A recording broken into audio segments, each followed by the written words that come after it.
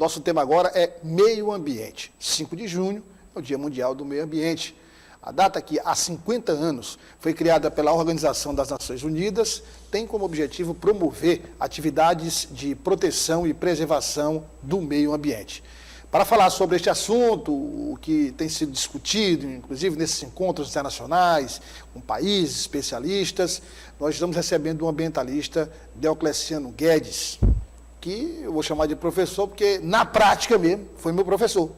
Na Universidade Federal, quando eu fazia economia, professor de matemática. O único homem que fez eu sentar e assistir uma aula de matemática, professor. Prazer revê-lo e ter o senhor aqui presente. Prazer. Muito obrigado aí pelo convite e obrigado por ter sido meu aluno também, porque eu tive muito prazer. Eu acho que o senhor deveria, inclusive, usar esse case de sucesso para ensinar os professores, porque para me segurar na aula de matemática, eu vou te falar, tem que ser bom, meu, muito bom. Mas, enfim, o professor Deocleciano também é ambientalista. Professor, não é de hoje essa discussão sobre o meio ambiente, sobre as agressões ao meio ambiente. E aí, sempre houve contestação de dados, contestação de pesquisas, contestação de estudos, e agora com a internet a situação aí, estou discutindo até se a Terra é plana ou é redonda, por aí você tira, né? Então, antes da gente entrar em questões específicas, qual a sua avaliação do nível de prejuízo que todos os ambientalistas, ONGs, instituições, governos, enfim, todo mundo ligado ao meio ambiente tem feito esse esforço, não só da preservação, mas de produzir informações, entender o que está acontecendo. Quanto esse trabalho está sendo prejudicado por contrapontos completamente absurdos e também pelas fake news na internet? Olha, estamos sendo muito prejudicados, mesmo por algumas pessoas que se dizem ambientalistas e que aproveitam determinados eventos que acontecem para tirar proveito, tá certo? Muitas ONGs que trabalham com a questão ambiental são ONGs sérias, mas tem as ONGs que não são sérias e também buscam, de alguma maneira, de alguma forma, se dar bem com a questão ambiental. Quanto mais problema ambiental tem, mais ela vai receber para fazer estudos, para levantar, para dizer que vai melhorar isso, melhorar aquilo. Então, na minha avaliação, é exatamente isso.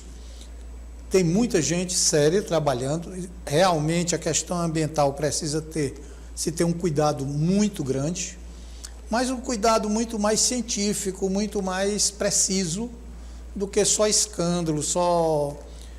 você fala da questão do Rio Grande do Sul, está muito em evidência agora. Em 1941, está certo?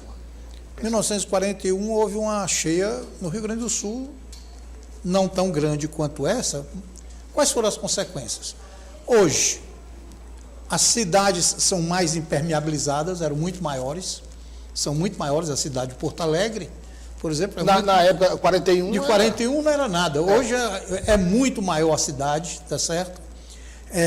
Teve mais desmatamento, tá certo?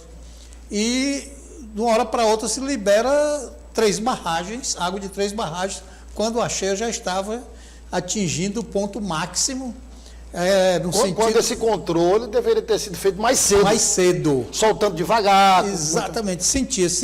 Tinha previsões, as previsões não são no dia anterior, não.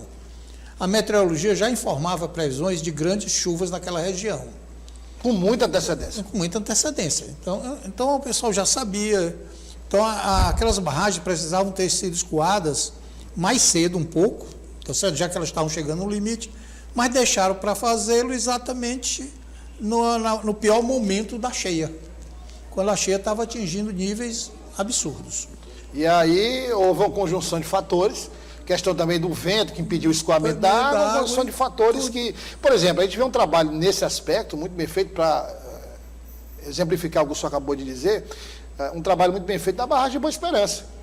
A barragem, os técnicos controlam muito bem, mandam um aviso com antecedência. E quando há, por exemplo, muitas vezes você vê, não, muitas vezes, algumas vezes, mas já vimos, a água, por exemplo, chegar ali na Avenida Maranhão, ali próximo ao shopping, ao Riverside ali, nossa, mas muita gente pergunta, nossa, mas como é que acontece isso? Se não fosse o trabalho da Boa Esperança, estava dentro do shopping, a água estava dentro das casas.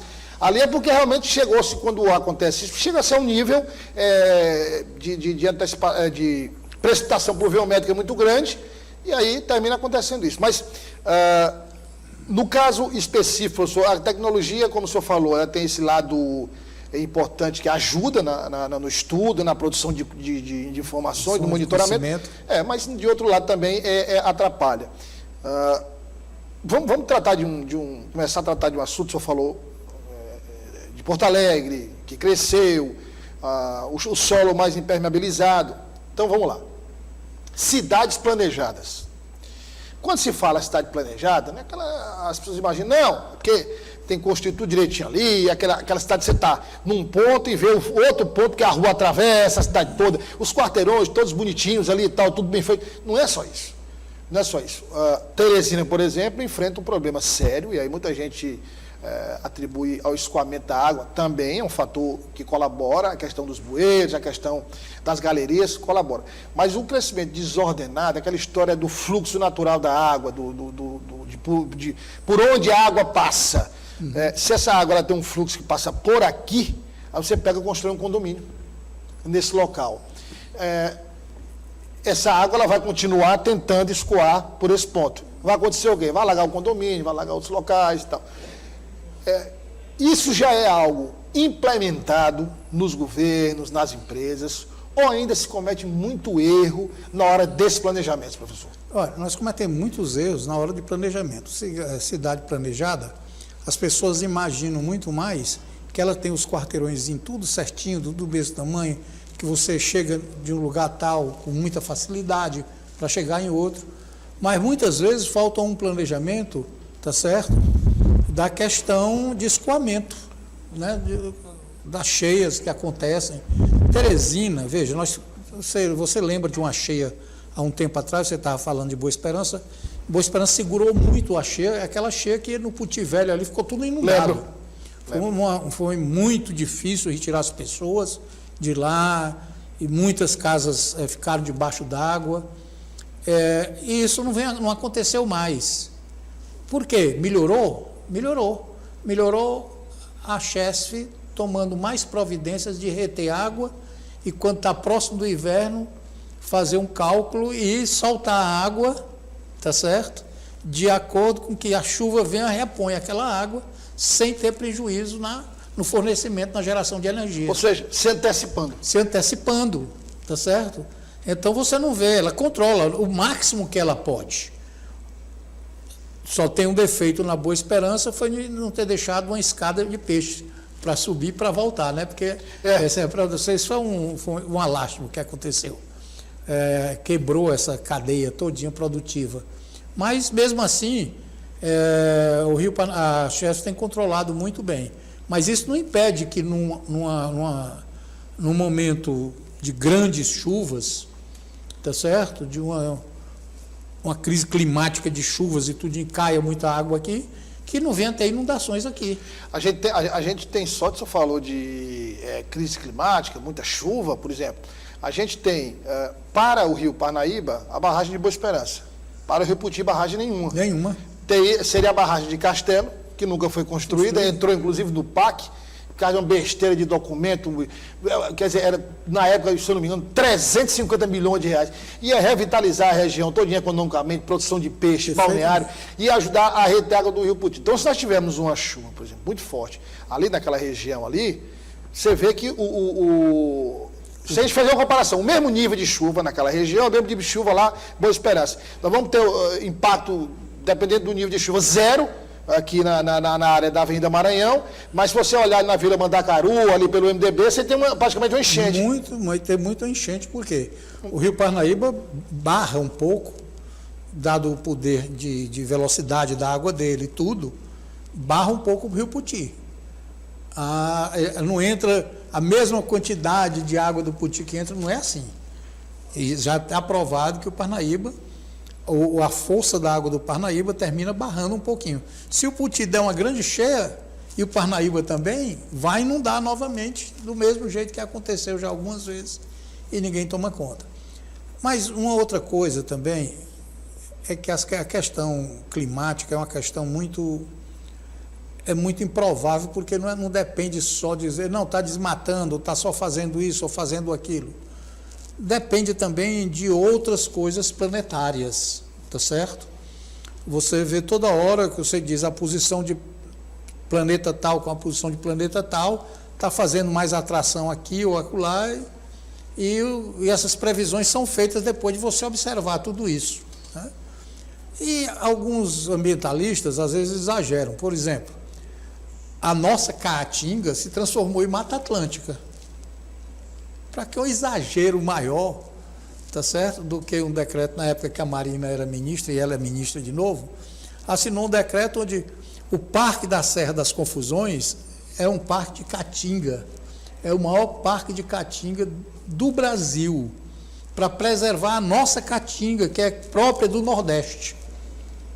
Mas ela colocou como Mata Atlântica, por decreto, quer dizer, ou seja, as plantas de lá se transformaram tudo em outras plantas diferentes de Mata Atlântica, por decreto. Não se diz, ou seja, quando ela terminou o mandato, ela disse, olha, a Mata Atlântica, que só tinha tantos mil quilômetros quadrados, né, agora já tem mais tantos mil de Mata Atlântica. Como se tivesse sido feito um por questão trabalho política. como se tivesse sido feito um trabalho digamos, de replantio, de aumento. Quando, na verdade, houve mascarou-se a realidade. Mascarou a realidade. Foi isso. Tá certo? E é uma das grandes ambientalistas que o Brasil considera, né? Trabalhou muito tempo lá na Amazônia e tudinho. Eu fiz algumas operações amazônias e tenho, às vezes, minhas desconfianças das pessoas que dizem que trabalharam muito na Amazônia pela Amazônia. Porque, não dela, mas de outras pessoas, porque lá tinha muita compra com o pessoal, com os garimpeiros, tá certo? E com outras pessoas, o dinheiro rolava fácil para fazer com que as pessoas... como o senhor está dizendo, tem muitas operações que ocorrem, realmente que a polícia não toma conhecimento, a revelia da lei. A revelia da lei. Acontece, ninguém sabe nem o que... Só quem está lá em loco consegue... Tem fatos que você nem acredita que aconteceram durante as operações.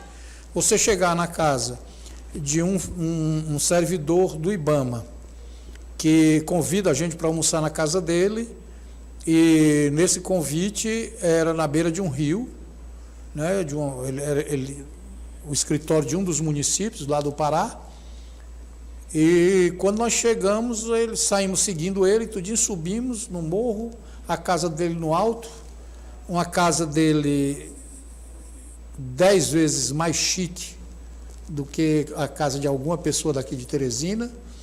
Tinham 3 carros importados na garagem. Sem dúvida, com o dinheiro do salário, o salário do IBAMA não era. O salário do IBAMA não era. Então, o que foi que aconteceu? Aí o coronel Otávio do Exército e outras pessoas nos chamaram, fizemos uma reuniãozinha e refugamos o almoço e saímos, retiramos da casa dele, porque não admitia a gente ir almoçar na casa de um cara que nós estávamos trabalhando numa operação de preservação da Amazônia, tá certo? E claramente tem uma pessoa lá que não era, tá certo? Então é um negócio assim que ninguém imagina, nem que aconteça. Pessoal, agora a gente, por exemplo, a tecnologia nos ajuda muito nessas previsões meteorológicas. E a senhor diz, olha, as previsões elas trazem cenários, elas antecipam cenários e ajudam os órgãos públicos tomarem, os políticos, enfim, quem ocupa cargo público, tomar as providências devidas. Mas nós temos cada vez mais mudanças que são previsíveis. Às vezes você faz a previsão correta ali da meteorologia, mas de repente, no meio daquela previsão, ocorre um fenômeno que não apareceu anteriormente, muda toda aquela previsão, e aí você tem ou um excesso de seca, você tem um excesso de chuva. Aqui no Piauí, a gente falando de Piauí, a gente tem, por exemplo, áreas da região sul, onde choveu intensamente, até acumulou água, a água chegou até um certo nível em determinados municípios, e na mesma região sul nós tínhamos municípios que não tinham água para beber. Não tinha água para beber. Então, assim, esses cenários, professor, por exemplo, o derretimento das geleiras, o aumento da temperatura da água, diminuição em alguns casos. Quer dizer, essa loucura, essa mudança de cenário, como lidar com isso? Quer dizer, dá para reverter tudo isso? Olha, no Piauí, lá no sul, você tem que lembrar que quem vai daqui para o sul, daqui para Brasília, né? Os do lado direito, rumo corrente. Do lado direito, são municípios de áreas de cerrado. Obviamente ainda tem cerrado do lado esquerdo, mas não é tanto quanto para o direito. E cerrados muito semelhantes, ou tão bons e tão chuvosos como os do Maranhão e o do Pará, tá certo? Do lado esquerdo nós temos áreas de caatinga, que é caracteristicamente uma região mais seca. A característica da caatinga é exatamente a adaptabilidade que as árvores tiveram para viver em condições de menos quantidade de água, né? E a gente tem a impressão que, olha, lá está chovendo e para cá não está chovendo. Primeiro, tem que ver que é uma barreira que existe de mudança exatamente que vem acontecendo. As chuvas de caatinga e as chuvas de cerrado são diferentes, tá bom? Tem um marco que diz exatamente o que é que está acontecendo. Quanto às previsões, elas não podem ser 100% exatas. Por que não pode ser 100% exatas? Porque acontecem fenômenos naturais que não estavam previstos e que é difícil se fazer previsão disso. É muito difícil se fazer a previsão de quando é que vai ter a erupção de um vulcão, tá certo? Que vai aquecer uma determinada massa de ar e na hora que aquece essa massa de ar, a tendência dela é sair ventando para outros lugares. Massa de ar quente, tudo. Não se prevê, não se pode prever isso. Como não se pode prever que o aquecimento, as geleiras, de uma hora para outra, as geleiras começam a derrubar, cair e aumentar a quantidade de água, que deixou de ser gelo, passou a ser água líquida e aumenta os níveis do mar lá próximo e aumenta para cá também um pouco. É muito pouco, mas esse muito pouco, no contexto geral... No contexto geral, é significativo, tá certo? Então, são fenômenos que nós vamos ter que conviver, porque se nós olharmos para o passado, os povos passados viveram esses momentos de seca. Aqui no Piauí, na região de Valença, Picos. Tá em outros casos, excesso de chuva. Em outros casos, excesso de chuva. Tá certo? Se você for aqui para Pedro II, é diferente quando você vê Pedro II está no alto. Aí vai numa cidade antes de Pedro II, que está lá embaixo, que é diferente. Muda totalmente o clima de Pedro II para a cidade bem próxima de lá de Pedro II. Muito próxima. Então, essas questões climáticas, precisa que tenha um estudo sempre constante delas. E elas são previsíveis, mas não com 100% de exatidão. Eu queria fazer uma pergunta para o senhor sobre essa questão da PEC das praias, como é que o senhor tem acompanhado essa polêmica. Mas antes, perguntar ao senhor o seguinte: o senhor, como um homem muito inteligente, um acadêmico e um estudioso também, o senhor não só acadêmico, sou um homem da prática também, eu sou um homem que verifica essas questões na prática, não é só um homem que produz conteúdo acadêmico. O senhor acha que os governos, de um modo geral, claro, uns mais, outros menos, mas de um modo geral, os governos têm tratado essa questão com mais seriedade, têm investido para reverter esse processo, ou o senhor acha que ainda muito do que se fala fica apenas no discurso? Olha, em todos os governos, muito que fala fica apenas no discurso, mas aqui e acolá tem algumas ações que são significativas, tá certo? No passado, eu vou lhe dizer, na época do IBAMA, quando o governo de Fernando Henrique apoiou todas as criações desses parques. Nós criamos aqui no Piauí o Parque Nacional da Serra das Confusões, o Parque, tá certo, dos 3 estados, 4 estados na realidade, né? O Parque da Nascentes. Eu consegui fazer uma excursão com desembargadores, com pessoas, com juízes, para ir lá para conhecer, para poder ter o apoio dos outros estados, do Maranhão, da Bahia, e na época era o estado de Goiás, um pedaço, pegar um estado de Goiás, E todos eles me deram apoio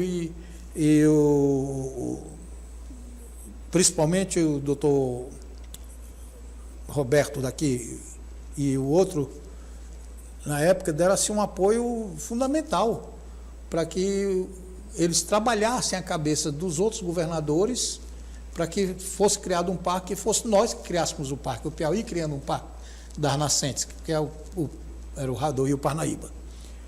E o Fernando Henrique sempre apoiando todas essas eu acho que foi o único presidente que visitou o Fernando Noronha, foi Fernando Henrique, tá certo? Porque ele queria conhecer Fernando Noronha. Então, ele na época, eu posso dizer isso porque realmente ele deu muito apoio ao Ministério do Meio Ambiente. Agora, tem tido altos e baixos, o governo também, muitas vezes trabalha, mesmo os governos atuais, eles trabalham num ponto e esquecem outros. Ele não tem uma visão geral para que atenda cada um de uma vez, tá certo? Atenda um pouco aqui, atenda um pouco ali, tudinho, porque sei que o dinheiro é pouco, às vezes, e é para ele botar dinheiro nos estados todinho para tratar a questão do meio ambiente. Por outro lado, os governadores em si poderiam investir mais na questão ambiental. Então, você ia falando na privatização das praias. Essa PEC está gerando essa polêmica. Essa PEC é horrível. Se você privatizar as praias, você diz, não, mas olha, os caras que têm os resorts, eles vão querer preservar o máximo possível. Eles vão querer preservar aquela praia deles. O senador Flávio Bolsonaro, que é o autor, em entrevista, disse que não vai ter proibição, por exemplo, quem tem casa, resort, hotéis, enfim, eles vão pagar pelo local lá, como se comprasse aquela área, mas não se pode, mas é a área do empreendimento, não se pode impedir o acesso das pessoas às praias. Nas praias. Mas acontece o seguinte, se ele compra um corredor ali... Quando a maré está cheia, né, que é o que eles consideram a área de praia, isso. Então você não passa, porque você não vai passar por dentro, que eles vão fazer a cerca até fazer a cota máxima da maré. Esse é que é o problema, porque a privatização vai até quase a cota máxima da maré. Esse é que é o grande problema. Então ele vai até onde praticamente a maior maré que teve chegou. Pega a linha histórica ali e vê qual é que... Pronto. Que chegou mais longe lá. Aí vão até lá. Exatamente isso. Então, quer dizer, você está no resort ali, quer dizer, os hóspedes estão pagando, eles vão ter acesso lá para a praia, tem acesso a tudo lá. Tem. Se você for nas praias de Bahamas e tudinho, daquelas ilhas lá, você vê que é muito bem preservado, os resorts cuidam bem, mas são muito particulares.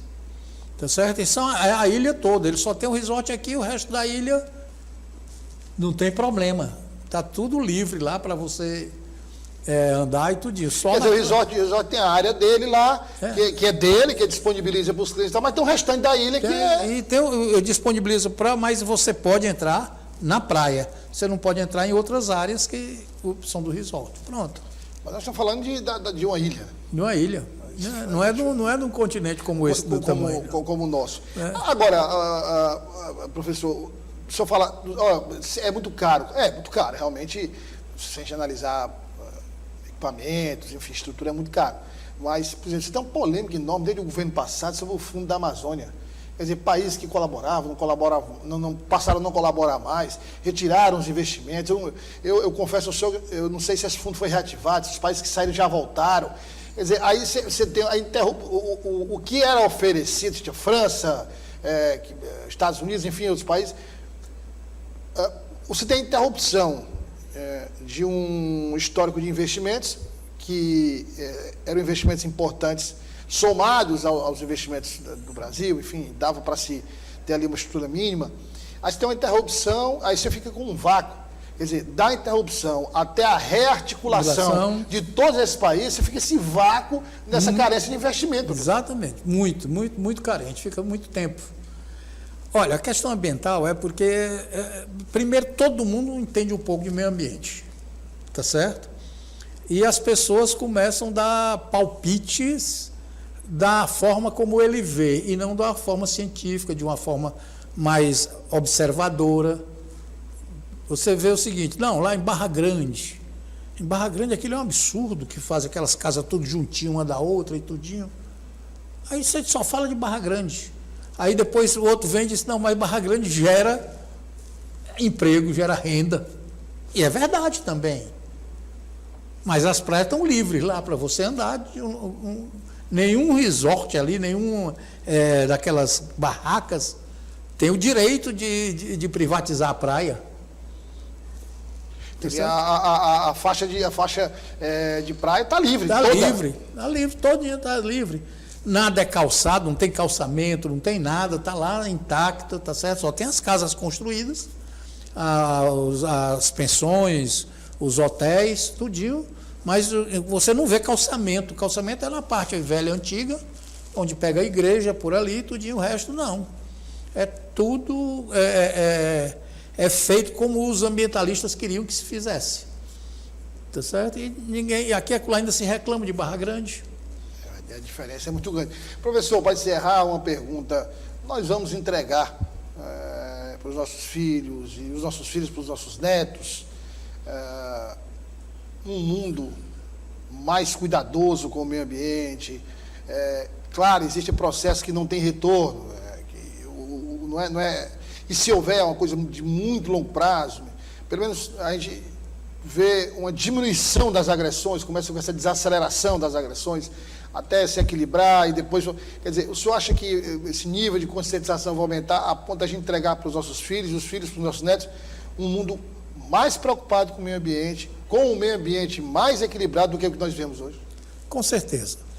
Apesar de a gente discordar de algumas colocações do meio ambiente, das pessoas, mas como todo mundo fala no meio ambiente, e as universidades estão aí, tem muitas pessoas muito preparadas para falar sobre o meio ambiente, para dar explicações, eu acredito que a tendência é exatamente essa. A sociedade como um todo começar a ter uma consciência ambiental muito maior do que a que nós temos hoje. Tá certo? Porque é um tema que é global. Fala em qualquer país no mundo que você for, você fala na questão ambiental. Qualquer país do mundo que você estiver hoje, sempre tem uma questão ambiental em discussão. E é uma questão que está sendo levada muito a sério, porque, por exemplo, isso está começando a chegar, no caso do comércio, perfumes, por exemplo, essas grandes empresas de perfumaria, empresas que para produzir esses produtos exploram o meio ambiente. Até aquela questão do selo, quer dizer, os consumidores já estão começando, se não obedece, eu não compro. Não compra, pois é. Então, quer dizer, não é também algo que se espera da noite para o dia. Não vai ser da noite para o dia. Não vai ser, está certo, é isso mesmo. Mas, com certeza, a consciência, hoje você perguntar a um jovem de 15 anos, ele tem alguma coisa do meio ambiente a discutir. Ele pode até estar extremando, não, estão acabando, outro pode até que não, mas tem uma noção mínima. Mas sabe que antigamente, na época que a gente era jovem, não via nem falar em meio ambiente. Tá certo? Na época dos meus pais, meus avós, tenho certeza que eles não falavam nada em meio ambiente. Não tinha a mínima preocupação. Chegava no interior, nas fazendas deles, roça aí, menino, queima aí tudo, aí não sei o quê. Tá certo? Hoje não. Hoje você não vê mais as pessoas provocando incêndios como aconteciam muito. Na minha época de criança, de menino, eu vi muito ali na região de Valença, onde hoje é Aruazes, muitos incêndios florestais, assim, de tomar conta da Serra Negra, do Mar Ruazo, tudo tomando conta, o fogo tomando conta de tudo. Hoje, por pura irresponsabilidade. Por pura irresponsabilidade. Hoje, raramente você vê incêndios de grandes proporções, porque as pessoas já vão logo tentando apagar e tudinho, vai controlar. As pessoas hoje têm mais consciência. Professor, muito obrigado pela participação, pela entrevista, pelas informações. Foi um prazer reencontrá-lo e fica um convite para o senhor voltar, porque é um tema sempre recorrente e quanto mais a gente fala, mais a necessidade de falar, reforçar esse discurso, combater o negacionismo, combater informações falsas, para que a gente faça esse trabalho de filtrar e repassar informações cada vez mais fidedignas à realidade, principalmente para os jovens, começando a plantar essa semente agora, para que quando estiverem já na adolescência, na fase adulta, do ponto de vários pontos de vista, mas do ponto de vista ambiental, mais consciente do que nós somos hoje. Muito obrigado, e quero só aqui prestar uma homenagem a uma pessoa que é fabulosamente extraordinária, que é a professora Aniede Guidon, que teve uma visão de não sei quantos anos atrás de propor aquela criação daquele parque para preservar a parte arqueológica, mas ao mesmo tempo para preservar a mata ao redor. Tá certo? A Aniede era É um trabalho para poucos. poucos, naquela época. Naquela época? Ninguém nem falava nisso. E a doutora Aniede é uma pessoa que merece todos os elogios. Certo? Fica aqui a nossa homenagem estendida aqui através do professor Diocleciano, a arqueóloga Aniede Guidon, que faz esse trabalho belíssimo lá aí na região de São Raimundo Nonato. Obrigado, professor. Muito obrigado. Boa tarde.